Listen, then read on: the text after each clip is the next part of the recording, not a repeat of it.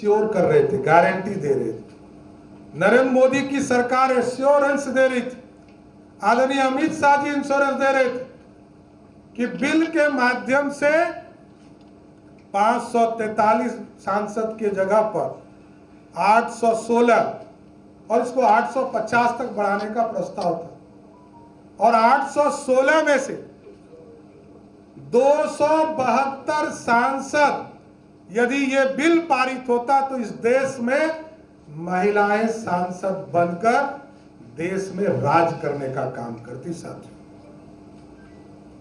दुर्भाग्य कि ऐसे विरोधी इस देश में, हमारे लिए सारे जहां से अच्छा है, इस भारत को बढ़ाने के लिए हम आए, और हमारी पार्टी, हमारे एनडीए के लोग लगातार इस हिंदुस्तान की चिंता कर रहे हैं, कुछ लोग बाहर की चिंता कर रहे हैं। इसलिए मेरे लिए तो गौरव का समय मिला कि मैं आज प्रेस कॉन्फ्रेंस भी कर रहा हूं, तो बिहार और देश की महिलाओं के लिए कर रहा हूं, अपनी बहनों के लिए कर रहा हूं। और मैं जब सार्वजनिक पहले कार्यक्रम में कल गया था, परसों, तब भी जो नारी शक्ति के आरक्षण का समर्थन में जो दौड़ था, उसमें शामिल होने का काम किया। इसलिए ये धोखा है।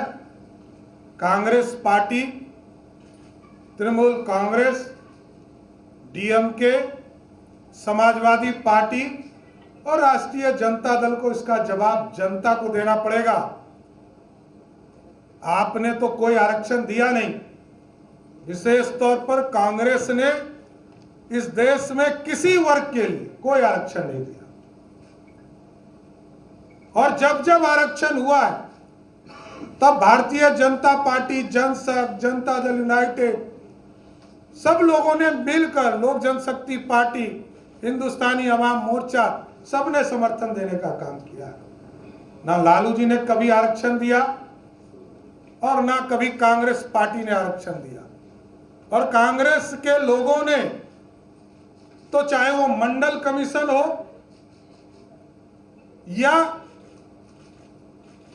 जिस समय आजाद हुआ ये भारत, हमारे दलित समाज के लोगों को, हमारे आदिवासी बहनों को, भाइयों को आरक्षण नहीं मिले, इसके लिए पंडित नेहरू ने इस देश में अभियान चलाने का काम किया। और भारतीय जनता पार्टी का स्पष्ट मानना है, चाहे वो दलित समाज हो, आदिवासी समाज हो, उसको भी आरक्षण मिले।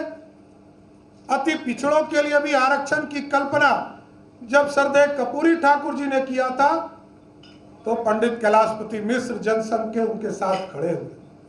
और इस देश में जब मंडल कमीशन आया, तब भी भाजपा के समर्थन से इस देश में मंडल कमीशन लागू हुआ साहब।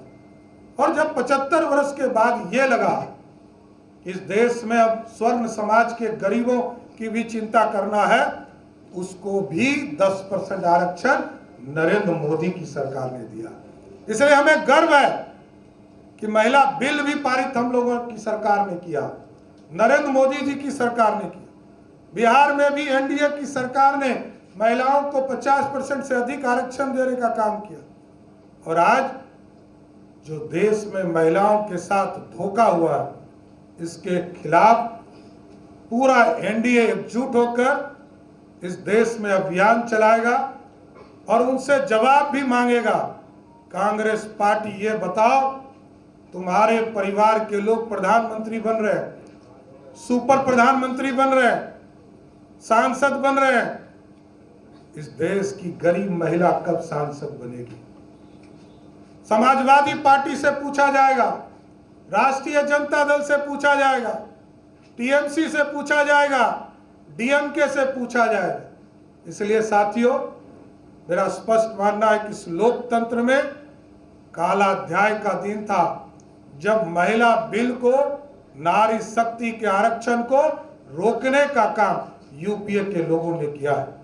इसलिए मैं फिर से ये जरूर आश्वस्त करता हूं कि जिस तरह प्रधानमंत्री जी ने राष्ट्र को संबोधित करते हुए स्पष्ट तौर पर कहा है कि नारी शक्ति के ताकत को हर हालत में देने का काम नरेंद्र मोदी की सरकार करेगा, ये मैं आश्वस्त करता हूं कि बिहार और देश की महिलाएं मुख्य धारा में जोड़ने का काम करेगी। बहुत बहुत धन्यवाद।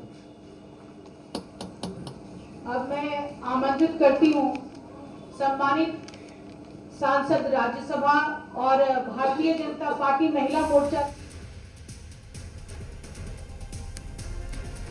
नारी शक्ति आरक्षण का अपमान और धोखा हुआ है, सम्राट चौधरी ने कहा। बिल पारित नहीं होने पर खुशी मना रहे थे विपक्ष के सांसद, ये भी उन्होंने कहा। और इस बात का जिक्र कल प्रधानमंत्री नरेंद्र मोदी ने भी किया जब 8:30 बजे अब वो देश को संबोधित कर रहे थे। तो नारी शक्ति बंधन अधिनियम लोकसभा में गिर गया, पास नहीं हो पाया। इस पर सम्राट चौधरी ने प्रेस कॉन्फ्रेंस कर अपनी बातें रखी है और विपक्ष की मानसिकता को महिला विरोधी करार दिया है।